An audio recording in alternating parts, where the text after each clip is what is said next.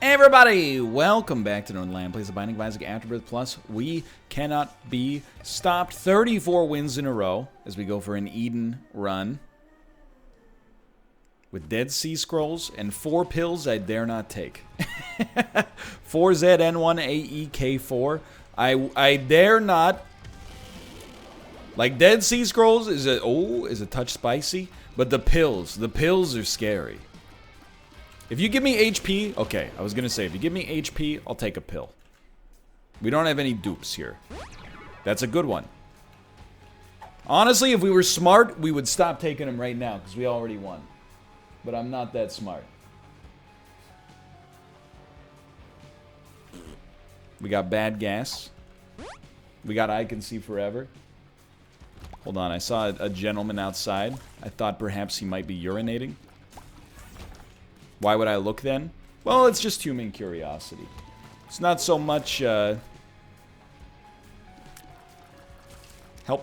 He's done it! It's not so much that I want to see a man urinate.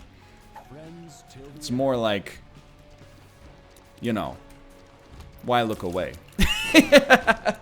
I've seen urine before in my life. I'm sorry, YouTube demonetization, Google DeepMind. It doesn't gross me out to the extent that I'm like, ooh!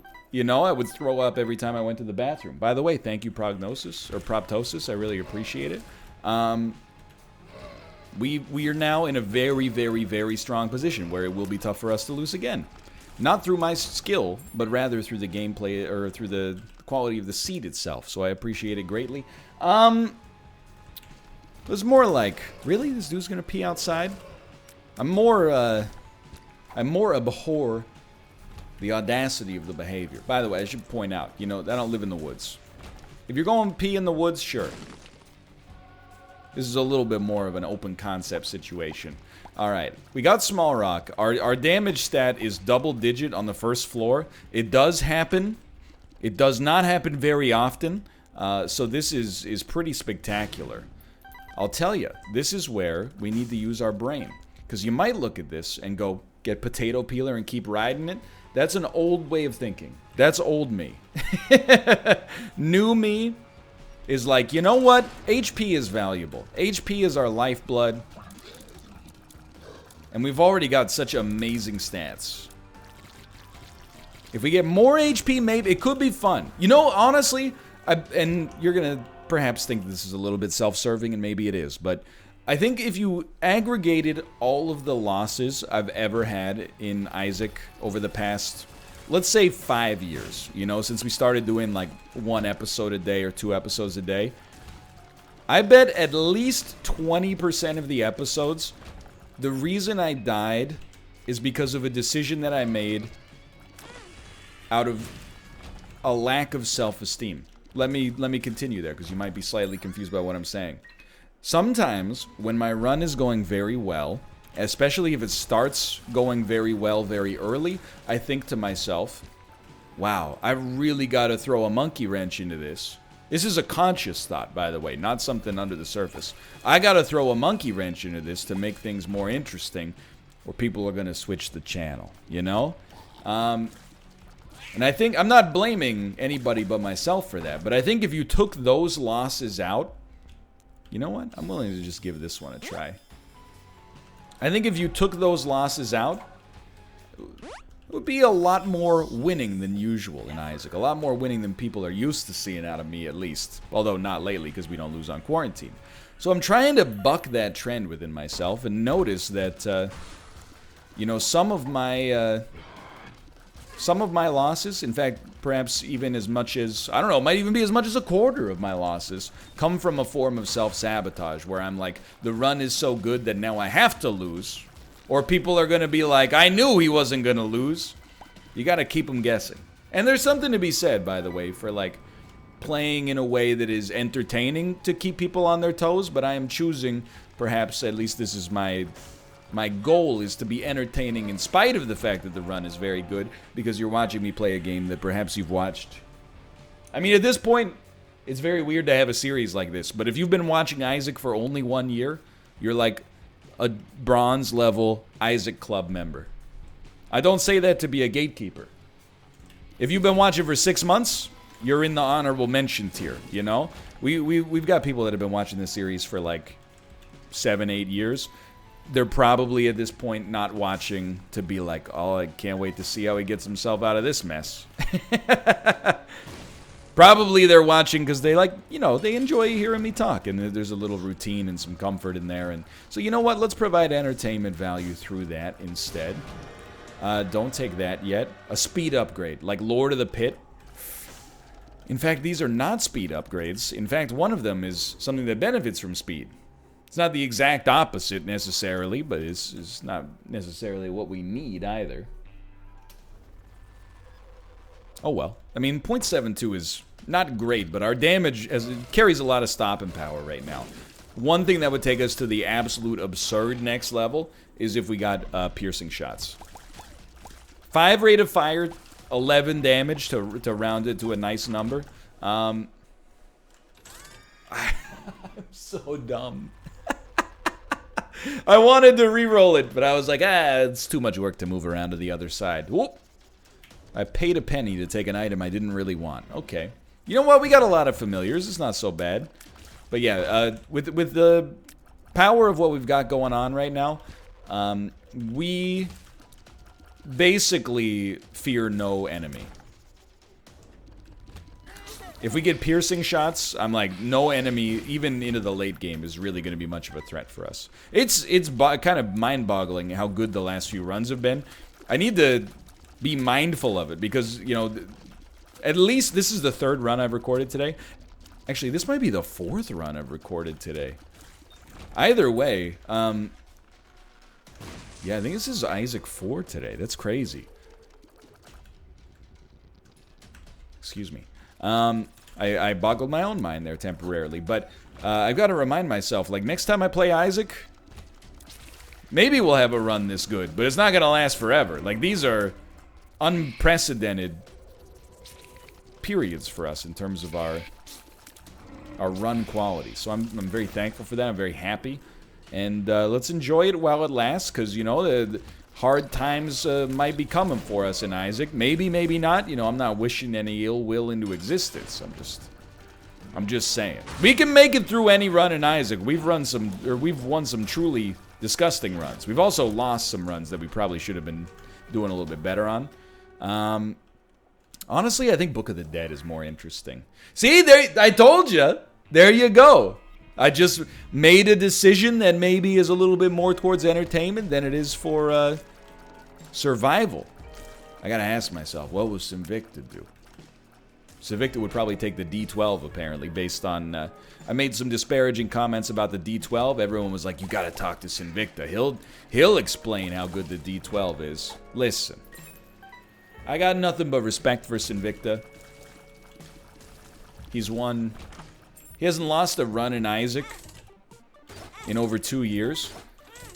And for that reason, I don't trust his opinion.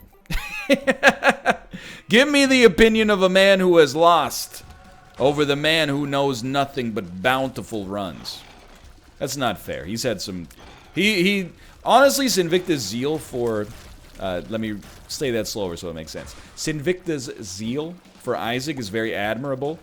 He truly loves the game to the extent that even now, you know, in the year 2020, I would say maybe once a month, he will send me a screenshot and be like, yo, check out this run. I am not bothered. Quite the opposite. I'm like, man, this guy truly loves Isaac. I mean, he hates the same things about it that I hate when the game is frustrating, but that man is not putting on airs. He has a genuine enthusiasm for the game that is admirable. I'm not saying I don't. My zeal for it is less than Sinvicta's for sure, but, you know, yeah, I really feel like you can't keep grinding away at this for this long if you don't appreciate it, you know? But regardless, I don't know, how many episodes have we done where we're like, really, I like Isaac?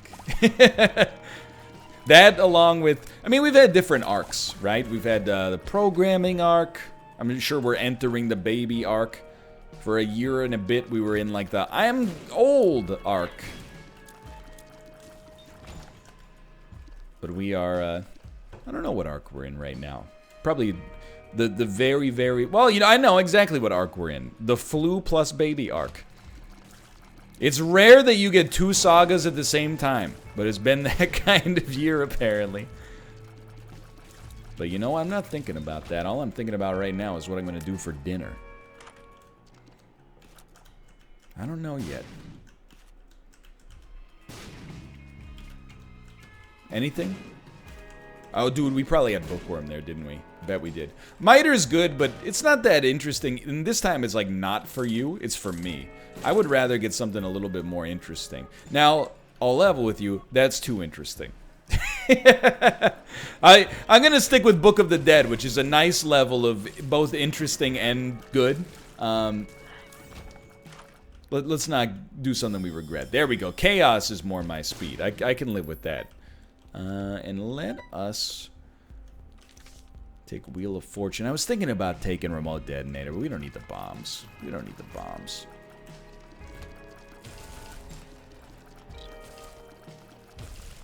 Having a pretty low-key day here. As mentioned, it is a Sunday. I'm looking forward to this week. I really, like... I said this last Sunday, I think, and it holds true now as well.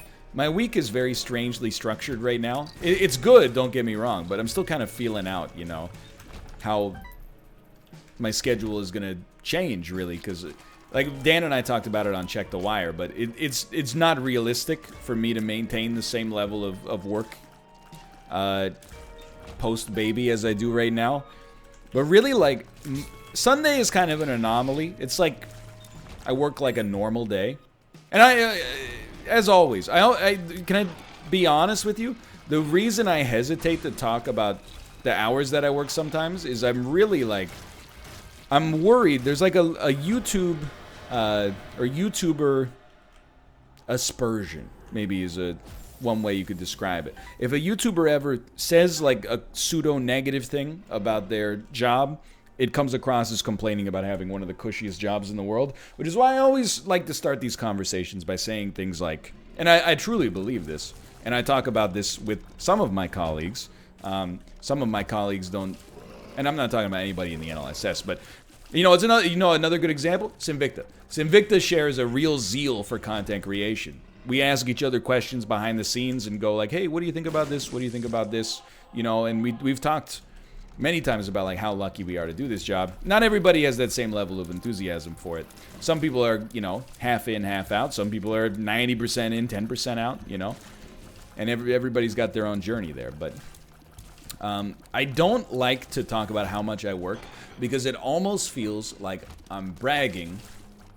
So I like to say that I actually think it would be good to work less. And I don't mean like, I wish I could work less, like you normies.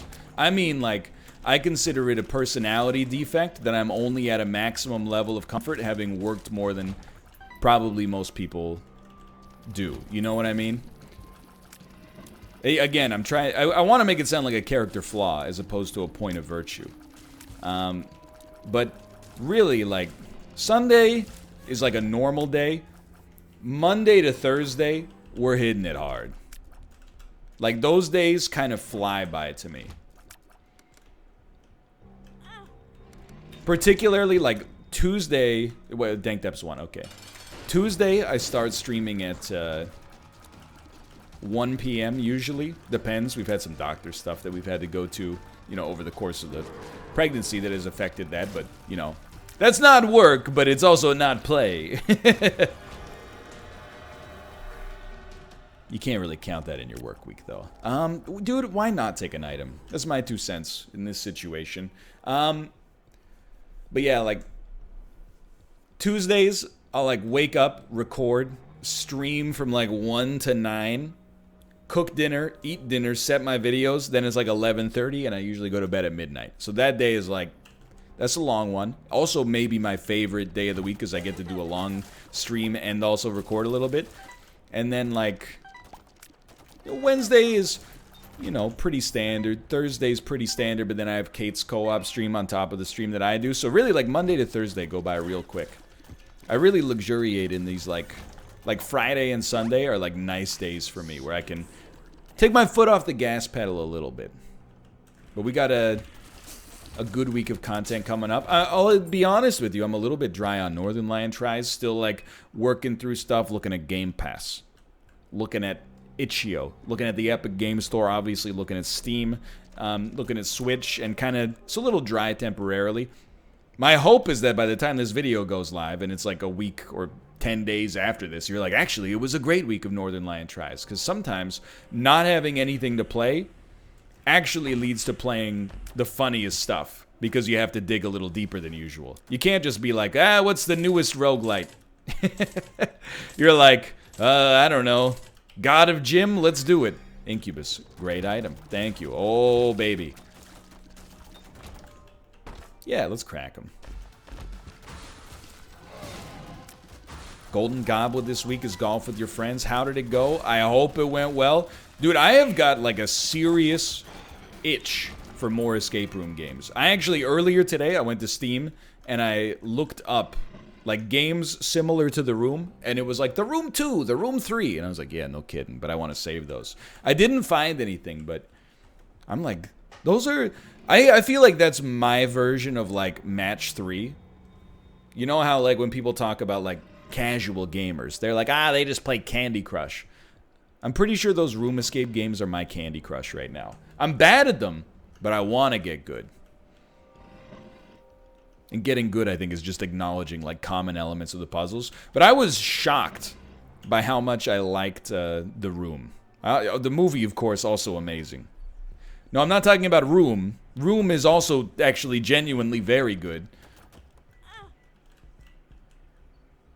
I was talking about The Room, of course. The Room. Help. Little stutter step, never heard anybody there.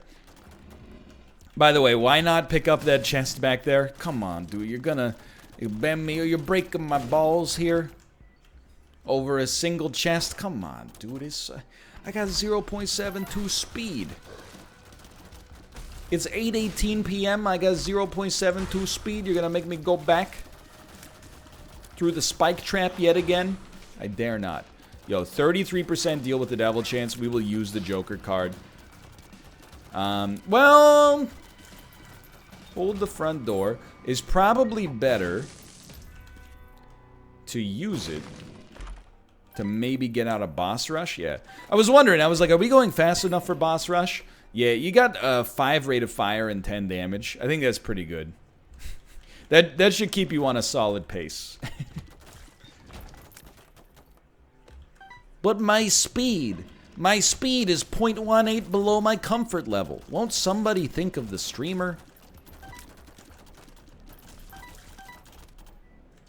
It has been awesome as well. You know, Twitch has really stepped up during the isolation period here. And throwing all sorts of cool events and, you know, fundraisers and stuff of that ilk. I will say, there's a certain part of me, and not for selfish means. It's gonna sound selfish, but let me work through it, okay? I really want some NHL players to start streaming. I mentioned earlier, I've been hitting up a couple. Not like hitting them up like, you know, I have their numbers or anything like that, but I'll just tweet them and be like, hey, if the season, well, you know, the one tweet that I sent was just like, hey, I miss your 6 sellies, which is what we in hockey parlance call celebrations. You should stream on Twitch. Let me know if you need any help getting set up. I'm not trying to piggyback. I really just, I want to see the players play some NHL. I think that would be funny. Unfortunately, they all have me blocked apparently. Or maybe muted, because they don't appear to be getting my messages. I actually think that what it is that their social media accounts are probably locked down by the team, because they don't want them to say something stupid. Usually when people go viral in the hockey world and they're a player, and they go viral for a tweet, it's not a good thing. It's usually something... I mean, look, I'm not trying to be rude. They're not scientists, you know, they're not... They're public figures because of their ability to, you know, use a piece of wood to bat a rubberized disc into the net. I'm not saying that no hockey players are smart. What I'm saying instead is that simply being famous as a hockey player. This does apply to streaming as well, for sure. But being famous because you're a hockey player does not necessarily mean you're smart. Now, I know what you're thinking. I don't think I can. I forgot that it gave us extra HP, I'll admit, from Sacred Heart. But even then, I'm glad we're not, because we have a deal with the devil on this floor as well. Now, we have 5 rate of fire and 25 damage. That's pretty good. That's a level I can get down with. Not to mention the occasional fly. It's a strong run. The strength of this run should not be understated and cannot be overstated. But yeah, I do appreciate the recommendations for room escape games. I mean, the thing is, like, here's where we're at, all right? I know you're gonna suggest the Room 2, the Room 3, and the Room VR. We're really saving those for Golden Goblets in the future. Maybe, I mean, Malf has been crushing it, just in general, on the Golden Goblets. But maybe if Malf falls behind at some point, we can always give him another escape room to give him a boost. Because apparently he is like an order of magnitude better than Daniel and myself. But I would take the L just to play the game again. I was having a lot of fun. I will say, there's some unique circle of hell where if you've been kind of an annoying person but not really evil, that's where you go before you actually ascend into heaven, perhaps. And what it is you just have people watch you do an escape room when they already know how the puzzles are solved. I understand. It's, can be frustrating to watch somebody fail at something that you've already solved. Trust me, I understand backseating. Moreover, as I've said many times, I'm actually one of the streamers, and I think there's a lot of streamers like this. I don't think that I'm unique necessarily in this context. Let's reroll this for sport, because we have no idea what it could be with chaos. Well, wow, we got crazy, dude. I think there's a lot of streamers that are okay with backseating.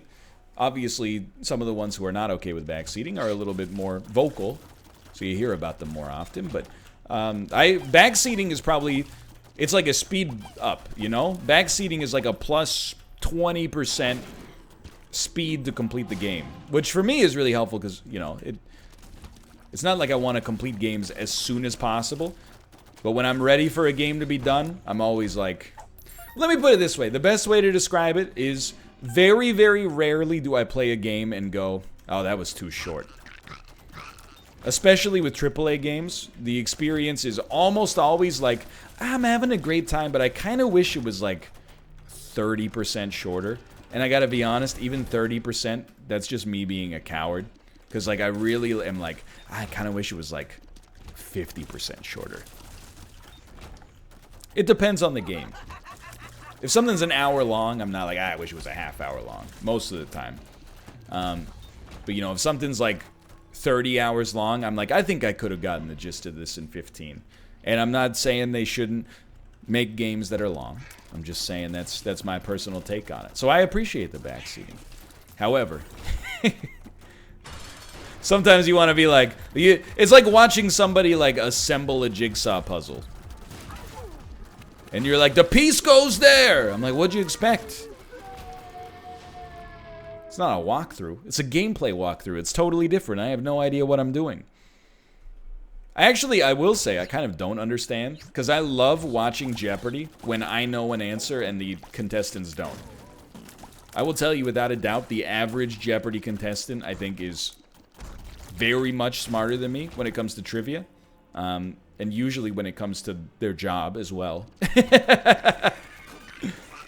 Help. We did not get hit. But sometimes, especially with pop culture questions, I love watching people be like, you know, this rapper loved to sip on gin and juice. And then they go, you know, who is Eminem? Alex is like, no.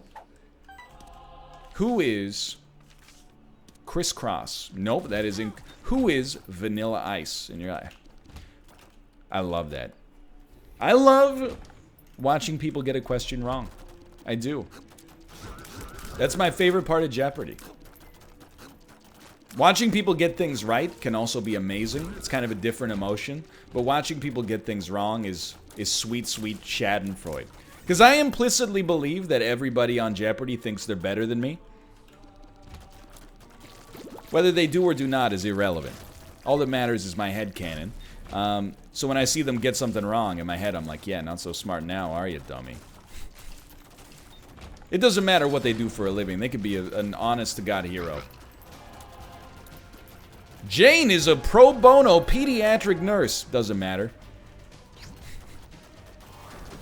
She didn't know Dire Straits sang Money for Nothing. Not so smart now, are you, Jane? I'm just joking. Commentary gets weird after dark.